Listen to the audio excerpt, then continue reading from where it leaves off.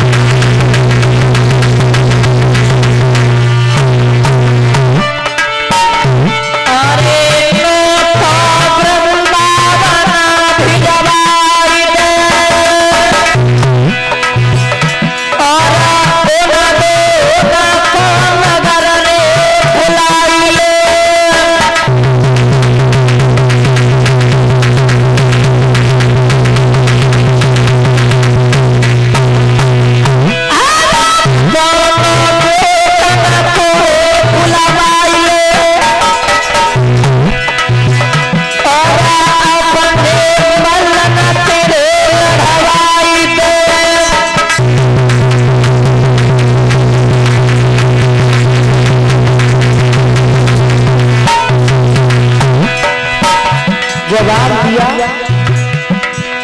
कि राजन तुम जो बताएं आप वो करवाओ। अपनी मथुरा में एक मेला लगवा, भोजराज मेला, और जैसे ही मेला लग जाए तो पाती लिख दीजिए, वृंदावन के लिए मैं को भेज दो और उन दोनों पुत्रों को अपनी मथुरा में बुला लो। और राजन जैसे वो दोनों पुत्र अपनी मथुरा में आ जाए तो तुम चिंता मत करो, तुम्हारे पास जो बड़े बड़े बलवान हैं उनसे लड़वा दीजिए। अरे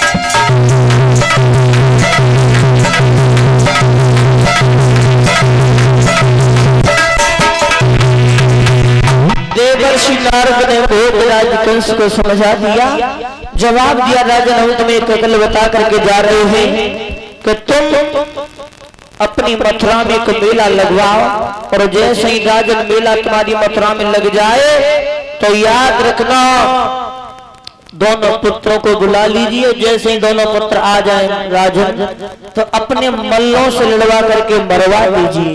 और जैसे ही भोजराज कंस ने इतनी बात सुनी, देवर्षि नारद ने अंत में एक बात और कही, भगवत श्रोताओं, जवाब दिया कि राजन जब तुम पत्र लिखो तो एक बात याद रखना, अपने पिता महाराज उग्रसेन के नाम की मोहर लगाना। क्यों? क्योंकि अगर तुमने अपने नाम की मोहर लगाई तो राजन कोई नहीं आएगा, इसलिए तुम अपने पिता महाराज उग्रसेन के नाम की मोहर लगा करके पत्र को भेज दो। और याद रखना इतनी बात कह करके देवर्षि नारद चले गए। और जैसे ही देवर्षि नारद गए तो आज भोजराज कंस ने पत्र लिख दिया। और जैसे ही पत्र लिखो और पत्र को हाथों में लिया, मन में सोचने लगा कि अब इस पत्र को लेकर के कौन जाएगा। उसी समय देखा है कि सामने पर चाचा क्रोध खड़े हैं। और चाचा क्रोध को जैसे ही देखो जवाब दिया, चाचा तुम इस पत्र को लेकर के वृंदावन के लिए चले जाओ, वृंदावन को चले जाओ और कृष्ण और बलराम को बुलाकर के ले आना। तो चाचा क्रोध कहने लगे, ओरे दुष्ट, तूने कृष्ण और बलराम को मरवाने के लिए बड़े बड़े दैत्यों को भेजा और तेरी अंत में कोई पेश नहीं हुई तो तू उन दोनों पुत्रों को अपनी मथुरा में बुला रहा है, तू अच्छा नहीं कर रहा है। चाचा ने रथ सजाया और रथ सजाने के बाद चाचा रथ में सवार हुए। और जैसे वृंदावन में चाचा क्रोधी पहुंचे, नंद बाबा मैया यशोदा ने चाचा का बहुत ही आदर किया, चाचा को अच्छे से आसन पर बिठाया। और जैसे सुंदर से आसन पर चाचा को बिठाओ, जवाब दिया, भैया अरे अक्रूर भैया तुम तो मथुरा में जाकर के हमें हमेशा के लिए भूल गए। तो अक्रूर जी ने एक बात कही, भैया अब की बार हम तुम्हारे लिए एक ऐसा संदेश लेकर के आए कि तुम हमसे अक्रूर नहीं हमेशा क्रूर कहोगे। और जो इतनी बात मैया ने सुनी, जवाब दिया, भैया ऐसा कौन सा संदेश लेकर के आए हो। जवाब दिया चाचा क्रूर जी ने कि भैया उस भोजराज कंस ने कृष्ण और बलराम को अपनी मथुरा में बुलाया है। तो मैया यशोदा ने जब इतनी बात सुनी तो मैया यशोदा उसी समय पपक पपक करके रोने लगी, विचार करने लगी, और दुष्ट तू ये क्या कर रहा है, मेरे कृष्ण को मुझसे दूर करना चाहता है। और जैसे संध्या का समय हुआ परीक्षित महाराज, उसी समय भगवान कन्हैया और भैया बलराम गायों को चराने के बाद जैसे ही मेलों में लौट करके आए तो भगवान कन्हैया मैया से दोनों हाथ जोड़ के बोले, मैया हमें बहुत जोर से भूख लगी है, कुछ खाने को दो। बोली श्याम, हेलो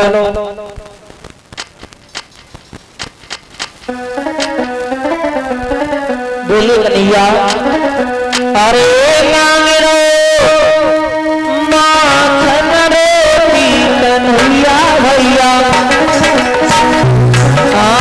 मांगरो माखन रोटी गोपाल भैया।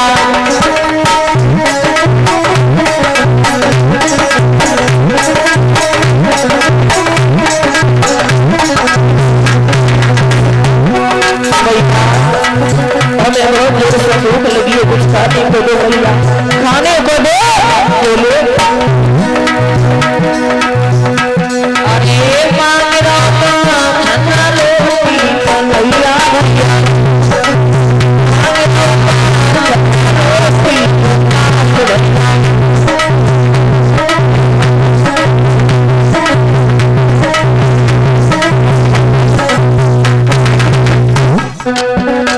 अरे यशोदा बेटी